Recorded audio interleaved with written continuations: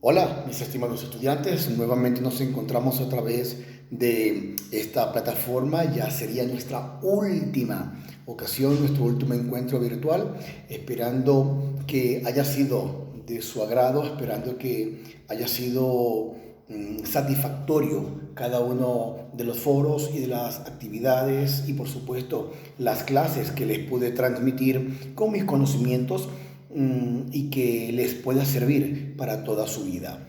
Espero que estos conocimientos no se queden allí, sino que sigan siendo productivos, que puedan seguir invirtiendo el tiempo en el estudio. Cuando invertimos en el estudio no es un gasto, es una inversión que siempre va a quedar consumada en nosotros mismos. Para iniciar esta última clase, quisiera iniciar con una frase de un escritor brasileño conocido a nivel mundial, llamado Paulo Coelho, quien dice así: nunca desistas de un sueño, solo trata de ver las señales que te llevan a él. Esto lo dice Paulo Coelho, como les dije anteriormente, escritor brasileño, y no sé si habrán tenido alguna vez la oportunidad de haber leído uno de los libros de este gran escritor que es todo un personaje. El tema que vamos a ver a continuación son las habilidades del pensamiento. Fíjense que es una continuidad y que cada tema nos va permitiendo irse engranando el tema anterior con el tema que prosigue. De hecho, desde la primera clase, cuando vimos las generalidades de la anatomía artística, vimos también los cánones, seguidamente vimos las fases del arte, posteriormente empezamos a trabajar con técnicas de claroscuro, la técnica del sombreado, la técnica del rayado, la técnica del degradado, y la semana pasada o antepasada estuvimos trabajando con las expresiones corporales, las expresiones gráficas, las expresiones del movimiento. Y hoy en día que finalizaríamos esta cátedra con las habilidades del pensamiento. Sucede que muchas veces cuando estamos trabajando con anatomía artística, o nosotros como artistas, porque ya el hecho de dibujar, de bailar, de actuar, de hablar de una forma adecuada, de llevar a cabo algún tipo de arte, ya nos hace ser artistas a cada uno de nosotros. Pero dentro el mundo, del contexto artístico, no solamente hay que tener una habilidad en específico. Un artista va mucho más allá. Va mucho más allá, y desde que el arte es arte, que se puede hablar desde la época del Renacimiento, del Romanticismo, desde los grandes filósofos del siglo XIV, del siglo XV, del siglo XVI, como Platón, como Sócrates, como también filósofos del siglo XX, como Antonio Pérez Esclarín, como el mismo Bolívar, y que cada uno de ellos plasma una manera de hacer arte. Fíjense que cuando hablamos de artes también podemos hablar de las artes marciales. Cuando en el continente asiático, que es uno de los continentes más divulgados, este tipo de actividad deportiva, pero fíjense que el deporte también lo consideran como un arte, porque hacer ese poco de piruetas, hacer ese poco de patadas voladoras, y es la manera que se hace, se considera un arte. O también las artes circenses, un payaso que pueda hacer reír al público ya se considera un artista. Y que para ser artista hay que tener diferentes factores, no solamente dibujar bien o llevar a cabo una técnica de una forma impecable, o hablar de una forma también adecuada a nuestros estudiantes. Porque cuando estamos trabajando dentro de un salón de clase, y es nuestro deber también centrarnos, que mucho más que artistas también somos educadores, que estamos formando a futuros prospectos de artista, porque el estudiante cuando está dentro del aula simplemente se convierte en una esponja que permite absorber todos los conocimientos que el profesor con mucho gusto le va suministrando poco a poco. Y muchas veces un profesor de arte puede ser un gran motivador para que el estudiante se anime en su vida a crear o hacer arte, o también puede ser un gran desmotivador para que este estudiante odie el arte por toda su vida. Es por ello que tenemos en nuestras manos un arma de doble filo y que muchas veces creemos que porque bailo bien, porque actúo bien, porque dibujo bien, ya soy un artista. En lo absoluto. El artista o el arte va mucho más allá, porque hay que tomar en cuenta diferentes habilidades del pensamiento que se deben de estar promoviendo constantemente, que entre ellos podemos citar la observación, la creatividad, la imaginación, la memorización, el análisis, la interpretación, la representación de algo o de alguien. De allí también parte lo que es ser un artista. Porque un artista se puede definir cuando simplemente observa algo. Por ejemplo, está observando en un parque un ciclista que está manejando, por decirlo así, está observando a los niños jugar. Pero no es solamente ver la acción, sino ver más allá, hacia dónde va el ciclista, cómo es la forma de la bicicleta en la cual éste se encuentra montado, en el estilo en que está pedaleando, a qué, si pasa por un tope, qué posición toma su cuerpo anatómicamente. O un niño que esté en el parque, por ejemplo, cuando está en el, no sé cómo le llaman acá, me imagino que es el columpio, donde se está columpiando, y que qué forma toma el movimiento de sus piernas cuando va hacia adelante, la forma de su espalda cuando va hacia atrás. Anatómicamente, eso tiene una postura, y es por ello que el artista, cuando lo está observando, quizás para después dibujarlo, debe de estar con su mente tomándole fotografías, las cuales se van a estar alojando posteriormente en nuestro cerebro, que es un órgano del sistema nervioso, que quisiera aprovechar y corregir, que dijeron por allí en uno de los foros que el sistema nervioso se relaja. No, el sistema nervioso no se relaja. El sistema nervioso es un órgano que se va a encargar de controlar, de coordinar, de enviar órdenes a nuestro cuerpo como tal, y es él quien se va a encargar también de poder mantener o de bajar algunos niveles de ansiedad en nuestro cuerpo, pero es muy distinto. Bien, retomando el tema, cuando seguimos con la observación, recuerda que es ver mucho más allá de los límites en los que se nos puede imponer el sentido de la vista. No es ver, es observar, es estar dentro de esa persona, es poder observar mucho más allá detalladamente cada movimiento, cómo es la posición de los brazos de ese ciclista, cómo mueve quizás la cabeza de un lado a otro para ver si no vienen carros de su lado, no vienen peatones a los cuales se pueda llevar por delante. Pero eso también es lo que el artista debe de estar viendo y considerando constantemente. Es decir que esto podemos decir que podemos captar. Cuando estamos observando podemos captar todos los datos visuales que se pueden dar en un momento dado. Y muchas veces no podemos tener un modelo hacia adelante de nosotros, pero sí están fotografiados en nuestro cerebro. Por ello recorren aquí.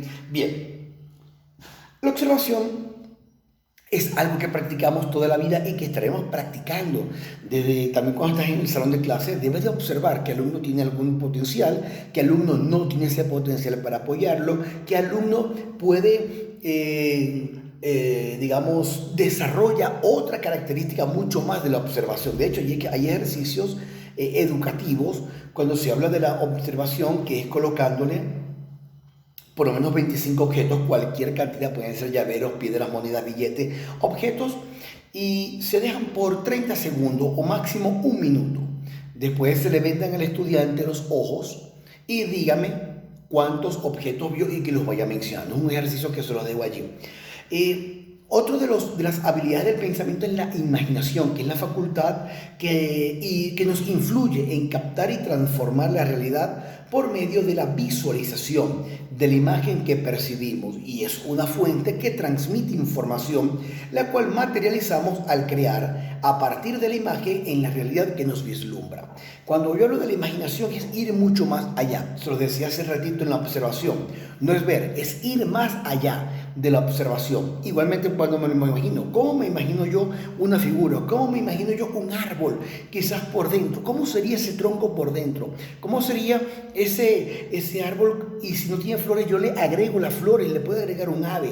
Es decir, es ir mucho más allá y poder crear a través de la imaginación, lo cual entraría también con el análisis, porque el análisis va a ser algo bastante subjetivo. Quizás el artista puede tener un punto de vista para analizar una obra y es lo que él intenta proyectar, pero el espectador, cuando está del otro lado de la pintura, está analizando y está recibiendo o, digamos, imaginando una información totalmente distinta a la cual el artista pudo haber dibujado o se pudo haber inspirado. ¿Pero es malo? No es malo. También es totalmente válido, porque cada uno de nosotros tenemos pensamientos diferentes, necesidades diferentes, gustos diferentes, análisis diferentes. Y es por esta razón que el espectador puede analizar distinto al artista, pero el artista por eso también debe de analizar diferente. Sin embargo, él intenta transmitir una información. Que un espectador pueda tener otro punto de vista, otro criterio, es otra cosa, es otro tema, pero también es válido y también se puede tomar en cuenta. Y es por ello que aquí entra lo que es también la representación, porque cuando hablamos de la estética del arte, el significado de representar es hacer algo que esté presente. Y ahí sí existen diferentes maneras de hacer algo, y esto conlleva con el término de la representación de que tenga varias interpretaciones, como la imitación de la apariencia, la semejanza física, la sustitución de algo a través del uso de los signos. Cuando yo represento algo, simplemente voy a registrar una información que ya existe, que ya está presente, que ya está descrita en medio de algo que ya existe dentro de un contexto. Como aún no existe quizás el sistema de representación capaz de abarcar la realidad de algún complejo. Ahora, cuando sale de la representación en el arte, hay diferentes características de esta misma. Por ejemplo, la representación es un elemento de un proceso de comunicación. En el mensaje que está siendo enviado debe ser recibido. Si voy a dibujar un desnudo, esa forma es como yo la debo de recibir y como yo también la debo de pintar. Que lo que el artista ve, lo tiene que ver todo el mundo, porque es la forma de representar y debe ser una semejanza, una imitación de algo o de alguien.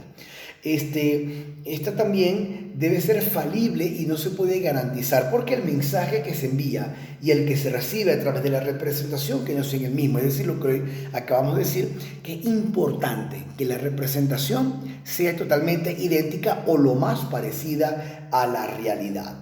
Aristóteles, un filósofo del siglo XVIII, quien se aproxima a tres representaciones y en tres formas, como es el objeto, el modo y el medio. El objeto, que será el modo de cómo llegar hasta allí, o la metodología de cómo llegar, y el medio sería este contexto o lo que buscamos para representar en símbolos. Asimismo, cuando nosotros hablamos de estos tipos de representación a través de los objetos, hay iconos, hay símbolos, todo lo que se puede asemejar, todo lo que pueda conllevar, todo lo que puede estar lo más cerca posible del parecido de la realidad con la fantasía. Ahora, cuando hablamos de la creatividad, ya es un punto bastante subjetivo, porque la creatividad habla de crear, habla de hacer, de renovar, simplemente de tomar algo de cero y volverlo a hacer totalmente nuevo, o de tomar algo que ya se ha hecho y poder mejorar por completo las características que esta representación puede haber tenido. Pero para ser creativo hay que ser constructivo, hay que tener imaginación sin límites, hay que ser un soñador sin límites, hay que tener un pensamiento abierto y divergente o un pensamiento totalmente creativo. Es por eso que cuando se está creando o cuando se pretende crear algo hay que ser libre. Y muchas veces el artista tiene que encerrarse, no mirar hacia los lados, sino encerrarse y buscar dentro de sí para poder llegar a crear lo que él desea, lo que él busca o lo que él quiere conseguir. La creación, quizás no todos tengan esa o tengamos esa capacidad de poder llevar a cabo alguna creatividad propia, pero simplemente el crear no tiene que ser algo perfecto. La creatividad es muy subjetiva, puede ser de diferentes gustos, puede ser de diferentes representaciones, pero siempre va a estar allí presente. Fíjate que muchas veces cuando vamos a un museo podemos ver quizás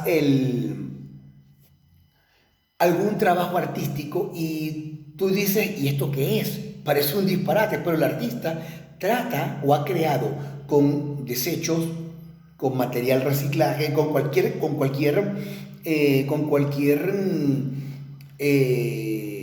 objeto, crea una obra. Crea una obra que tú la ves a primera vista y puedes hasta reírte, decir, ¿y esto qué es? Pero no, el artista te representa algo y con su creatividad él está haciendo una representación. Yo le comento una anécdota hace muchos años. Trabajaba en el Museo de Arte Contemporáneo del Zulia y recuerdo que vi una obra de un artista cubano llamado Cano. Este artista, la primera obra de entrada, recuerdo que era prácticamente basura. Era basura, digamos, de muñecos, de objetos, de baldes. Y cuando pudimos entrar a la inauguración de la obra, esta obra representaba la contaminación del lago, la contaminación del mar. Fíjate que usando la creatividad de todos aquellos objetos que pueden llegar al mar, él simplemente los sacó para poderlos hacer, digamos, poderlo hacer representativo de algo. En este caso sería el mar. Bien, utilizando estas habilidades de pensamiento que siempre deben estar muy cerca de cada uno de nosotros, me voy a quedar sin batería, ay Dios mío, es bueno tener en consideración lo que es el arte, la clave para el desarrollo de habilidades en los alumnos, que de allí se va a derivar nuestra actividad. ¿Cómo vamos a desarrollar nuestra última actividad? Que va a ser de la siguiente manera. Fíjate que el foro va a decir habilidades del pensamiento. Y de todas las habilidades del pensamiento, ¿cuál sería la más utilizada por usted? ¿Y por qué? Allí, vuelvo y repito, es algo muy subjetivo, yo respeto. Pero que sí quisiera que cada quien hablara por sí y no tanto ratifique, yo ratifico, tienes razón amigo, no. Tú habla por ti. Es importante eso, tener el propio criterio y obviamente poder comparar con los otros compañeros. Y cuando hablamos también de la tarea, me van a elaborar una estrategia para enseñar arte. Una estrategia que dice así, elabora una estrategia para enseñar alguna actividad de expresión artística y cómo la llevarías a cabo en la práctica. Es decir, que usted va a hacer una estrategia. Usted está en su aula de clase. ¿Cómo vas a enseñar, por ejemplo, el baile a los estudiantes? ¿Cómo vas a enseñar a dibujar un estudiante, a utilizar